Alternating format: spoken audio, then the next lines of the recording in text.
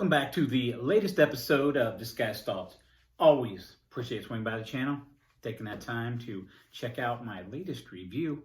And tonight, got a fun one here. I think this is going to be a fun one. This is from Against the Grain Brewing Company out of Louisville, Kentucky, or Louisville. I'm not really sure how you say it. I pronounce it Louisville. I know it's not the correct way to say it if you're from the area. But again, Against the Grain Brewing Company. Why do I think this is a fun one? Well, it's a brown ale. Brown ales always get a lot of love. So I'm going to give them a little bit of love here tonight on the channel. This one here is called the Brown Note. Fantastic artwork right here. So look at the Brown Note artwork. You just see the back side of the guy with the love handles there. He's got some crazy tattoos all over the body there. Then he's got the old whitey tighties on, the old white underwear with the brown note in it. The dreadful brown note right there. This is a brown ale coming in at 5.8% alcohol by volume. And the back of it says, "Oh, the shame. This is the brown ale to end all brown ales. Enjoy it, because there's no longer any reason to drink another brown ale. You've reached the pinnacle, the disco bump, the brown note. Drink this beer or shit yourself trying." Brewed and canned by Against the Grain Brewery in Louisville, Kentucky, atgbrewery.com. It's got the independent craft beer logo on the back here. And it says artwork and design by robbiedavis.com. When was this canned? 3/5/22. So we're about 4 weeks old, maybe 5, at the time of this recording. So some of the funnest artwork that I've had in a little bit here on the channel. And it's nice to do a brown ale. Nice to do a little brown ale that could be fun. I don't know.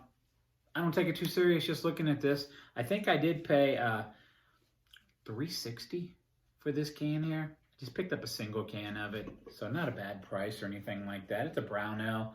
It is what it is. I like the gimmicky vibe, gimmickiness to it, or whatever you want to call it. It's also got a roll of toilet paper there in his, I guess would be his left hand. So very fun stuff here. Now let's hope it has, an all right taste. We got a little bit of an explosion, and we are back with a somewhat respectable finish to this. Salvaged a little bit. Again, killer can art. The whole time I'm, sitting here letting this thing die out, I'm just looking at that can art thinking, that's funny as hell. All right, so what do we got? We got a brown ale here. Looks just like a brown ale. Ambery tint to it. I can actually see a little bit of silhouette of my fingers on the other side. Just that ambery, really dark copper to amberiness to this. I'm sure it's coming across on camera way darker than it actually is, just the lighting in here. But just had an off-white head, as you've seen, that 5-mile long head on this thing. 5-mile high, I guess you could say. And now it's pretty much down to dish soap, just like a dish soapy layer on top of the water after you've done your dishes, right? All the big suds are gone. So that's kind of what it looks like here. Looks pretty good. Typical to the style, exactly like what a brown ale should look like. As far as the nose,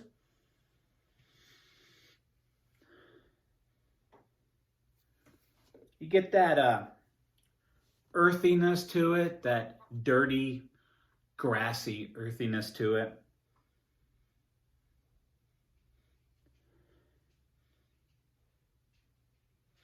Not a whole lot, just a little bit of that charcoal maltiness, just that slightly burnt malty aroma coming off of it. Like a typical brown ale, honestly. So, good color. Horrible pour of a beer that was, I was not expecting that out of that there. So, but luckily we're to a point where we can drink it. So, I'm going to get a drink on it. That's what it's all about.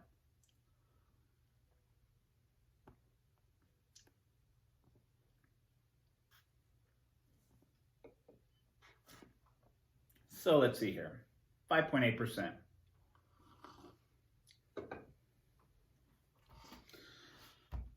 Lighter body, crisp, refreshing, well-carbonated body.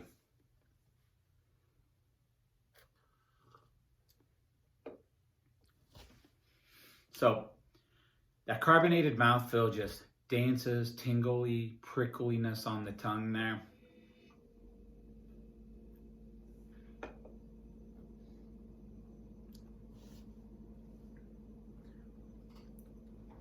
Front of the palate.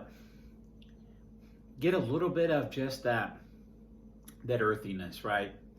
That earthy, almost bittery maltiness to it.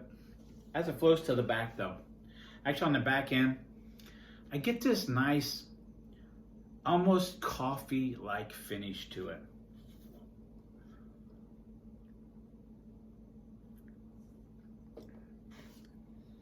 Nothing crazy, nothing, it's no weird flavor. They didn't try to do anything weird to this brew.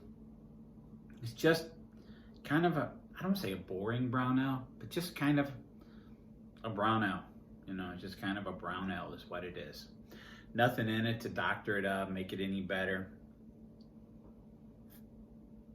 than your average brown ale.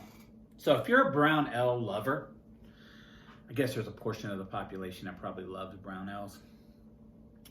You probably like this. It's just typical brown ale, right? There's nothing weird added to it. More I'm drinking of it here, and it's kind of splashing around in the mouth. I said I got a coffee finish to the back of it, but right before that, I kind of get a little bit of a cocoa. I'm starting to get a little bit of just a raw cocoa. Cocoa-iness to it. Now, if you're not a brown ale lover, you don't like brown ale, you're not going to like this because it's just straight on brown ale. So, as far as scoring this here, I'm going to give it about a 3.8 out of 5. 3.8 out of 5 for the beer. Nothing special about it, just an easy drinking brown ale. Now, for the name and the artwork, that's top notch right there.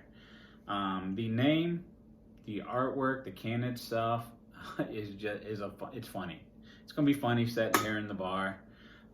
So for the talking piece, for the unusual name and artwork on it, the whole package, solid, fun to do. Anyhow, you're new to the channel. Hope you like what you're seeing here.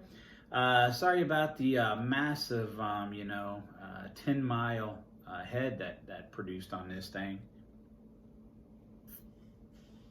Check out my other content if you haven't watched it yet, and hey, become a subscriber if you're not. Notification bell, click, like, hopefully click, drop a comment down there. I appreciate you watching.